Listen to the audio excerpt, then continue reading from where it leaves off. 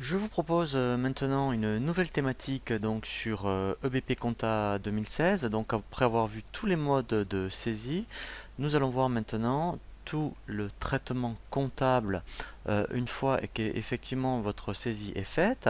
Donc je vous propose différents tutoriels. Le premier tutoriel que nous allons voir, c'est ce qu'on appelle tout ce qui est consultation et lettrage. Nous verrons ensuite tout ce qui va concerner le rapprochement bancaire et nous verrons également comment eh bien, générer la déclaration de TVA et télédéclarer votre TVA.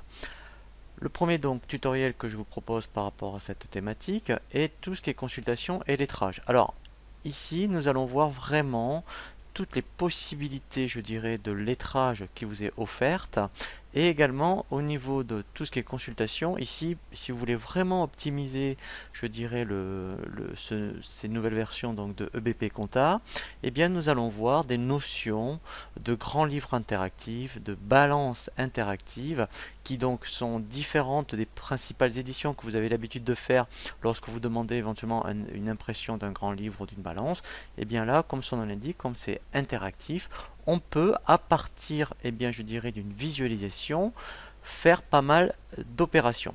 Alors, la première chose donc il faut bien penser à faire lorsque effectivement vous voulez faire ce qu'on appelle du lettrage, il faut avoir pensé dans les informations société, avoir indiqué ce qu'on appelle un seuil minimum d'écart. Par défaut, lorsque vous commencez donc sur EBP Compta, ce seuil est à 0, ça veut dire que si vous avez des écarts de règlement, vous ne pourrez pas les lettrer et par conséquent, EBP ne pourra pas passer pour vous ce qu'on appelle une écriture d'écart de